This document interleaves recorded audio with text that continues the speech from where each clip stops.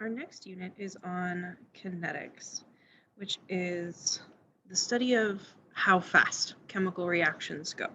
Reaction rates is what we call these.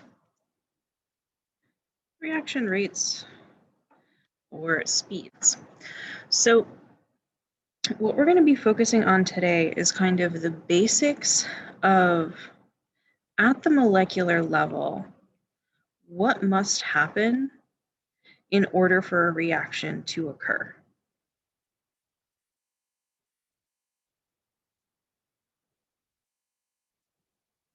We write a lot of chemical equations, we do chemical reactions in the lab, but we always just think about the reactants and the products, and we haven't really considered yet what actually needs to happen in order to get from point A to point B. So what needs to happen in order for a reaction to occur? The simplest answer is that molecules have to smash into each other. Molecules must collide. In order for A and B to react together, they have to actually come into physical contact. But not all collisions actually result in reaction.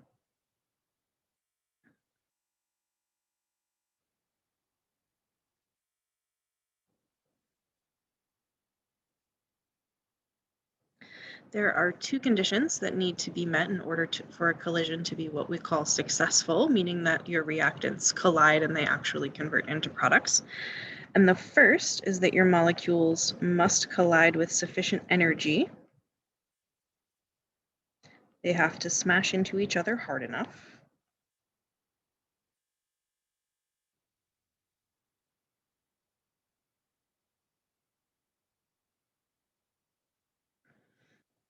And we call this the activation energy, which is a term you should be familiar with. And molecules need to collide in the proper orientation for bond formation.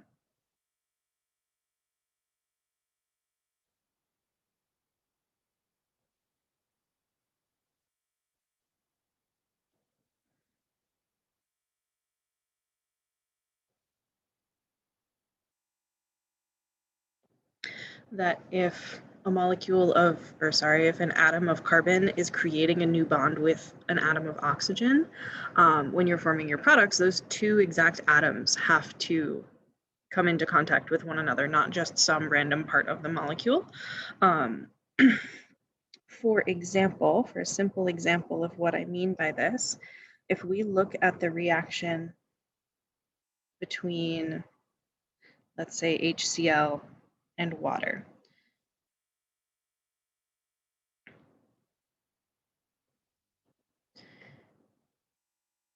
When HCl is introduced into an aqueous solution, we know that it is a strong acid.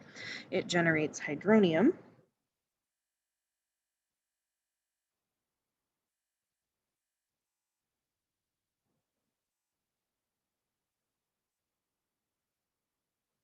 And chloride ions. So if we think about what's happening here, what bonds are breaking, what bonds are forming, the new bond that is forming in this reaction is one of these OH bonds.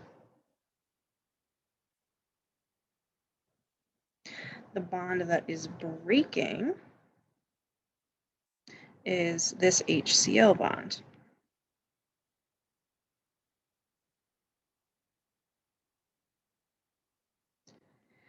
In this reaction, this bond is no longer present in the product, so it must have broken. This bond was not present in the reactants, so it was formed as a part of the reaction.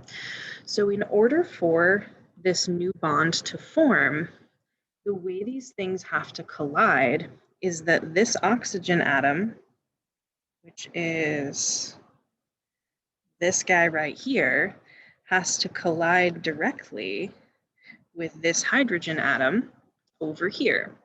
So to form that OH bond,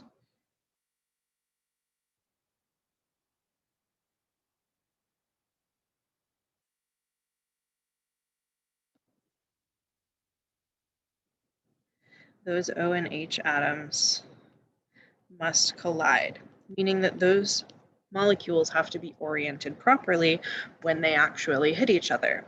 That the way this needs to happen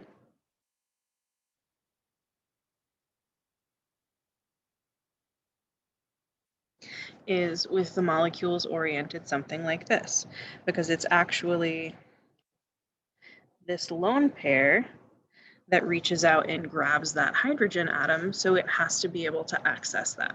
So our molecules have to have this proper orientation. And it's only when both of these conditions are met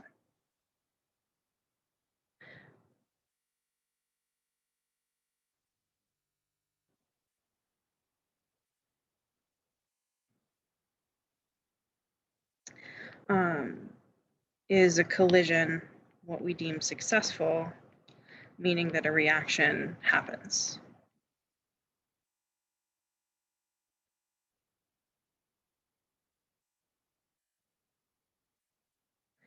So we need to have enough energy, and the collision has to happen in the proper orientation, or the molecules just bounce off of each other and stay as reactants rather than converting into products. So the way that this is related to kinetics, to the speed of a chemical reaction, is that more successful collisions means that a reaction is going to go faster. Successful collisions are the basis of all reactions. The more of them you have, the faster your reaction is going to go.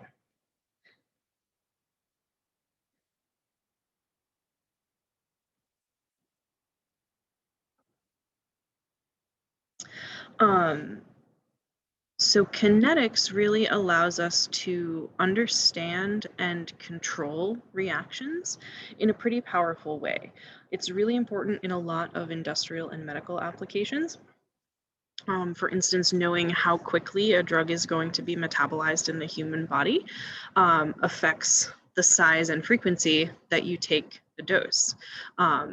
Metabolism is a chemical reaction, so the kinetics of that and how fast something is metabolized in the body is really important to understand.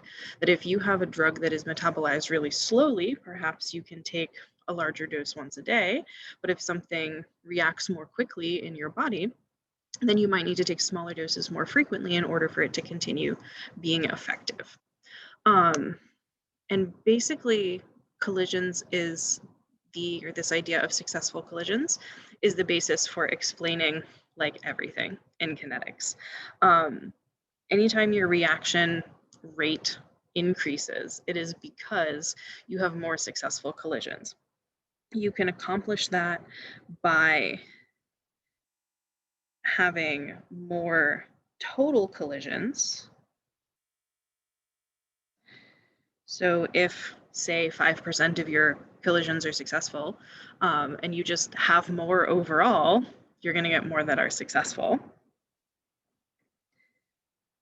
And or a greater percentage success rate.